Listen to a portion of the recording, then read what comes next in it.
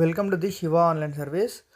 మొదటిసారి మన ఛానల్ని ఓపెన్ చేసినట్లయితే ఛానల్ని లైక్ చేయండి, సబ్స్క్రైబ్ చేయండి, షేర్ చేయండి. మరిన్ని ఇంట్రెస్ట్ వీడియో కోసం బెల్ ఐకాన్ పైన క్లిక్ చేయండి.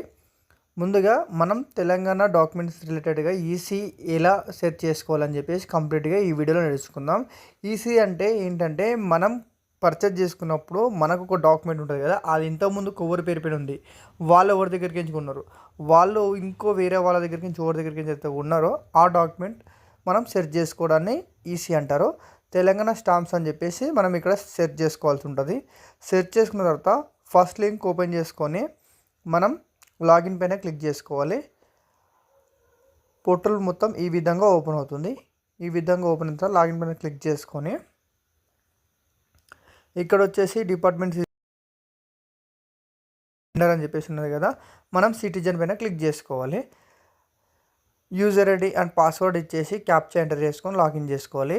మీకు యూజర్ ఐడి పాస్వర్డ్ లేకుంటే కనుక ఇక్కడ రిజిస్టర్ పైన క్లిక్ చేసుకొని రిజిస్ట్రేషన్ చేసుకోవాల్సి ఉంటుంది. రిజిస్ట్రేషన్ చేసుకున్న తర్వాత user ID and password enter చేసుకొని లాగిన్ చేసుకోవాల్సి ఉంటుంది. కంప్లీట్గా మనం ఈసీ వచ్చేసి ఎప్పుడైతే కొన్నాము, ఏ ఇయర్లో కొన్నారు, ఎక్కడ రిజిస్ట్రేషన్ అయింది, కంప్లీట్గా ఈ డీటెయిల్స్ను మొత్తం చూసుకోవచ్చు అనమాట. ఓకే, సబ్మిట్ పైన క్లిక్ చేసుకొని ఇక్కడ మనకు డాక్యుమెంట్ ఉంటుంది కదా, ఆ డాక్యుమెంట్ నంబర్ పైన రాసేసి ఉంటుంది. ఆ డాక్యుమెంట్ నంబర్ ఇక్కడ ఎంటర్ చేసుకోవాల్సి ఉంటుంది. ప్రతి ఒక్క డాక్యుమెంట్కు మనకు మీద టాప్లో ఎడ్జ్లో రాసేసి ఉంటుంది అనమాట డాక్యుమెంట్ నంబరు. ఆ డాక్యుమెంట్ నంబర్ ఇక్కడ మనం ఎంటర్ చేసుకోవాల్సి ఉంటుంది.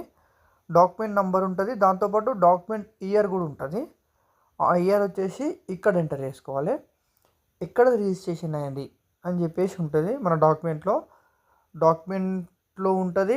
మనకు సెకండ్ పేజ్ ఓపెన్ చేస్తే కనుక స్టాంప్ పైన కూడా మనకి ఎక్కడ రిజిస్ట్రేషన్ అయిందో స్టాంప్ పైన ఖచ్చితంగా క్లియర్గా కనిపిస్తుంది. అప్పుడు మనం రిజిస్ట్రేషన్ ఆఫీస్కి ఎస్ఆర్ఓది సెర్చ్ చేసుకొని మనం ఇలా సబ్మిట్ చేసుకోవాలి.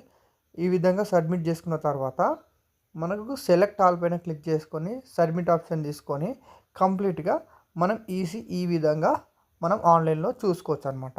ఇప్పుడు వచ్చేసి లేటెస్ట్లో డాక్యుమెంట్ వచ్చేసి ఈ డాక్యుమెంట్ వీళ్ళ పేరు పైన ఉంది.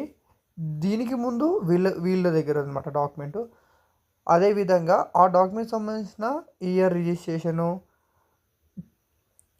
దాంతోపాటు ఏ ఇయర్లో రిజిస్ట్రేషన్ అయింది, సేల్ డీడ్ అయిందా ఆర్ గిఫ్ట్ డీడ్ అయిందా అని చెప్పేసి కంప్లీట్గా క్లియర్గా ఇక్కడ చూసుకోవచ్చు అనమాట.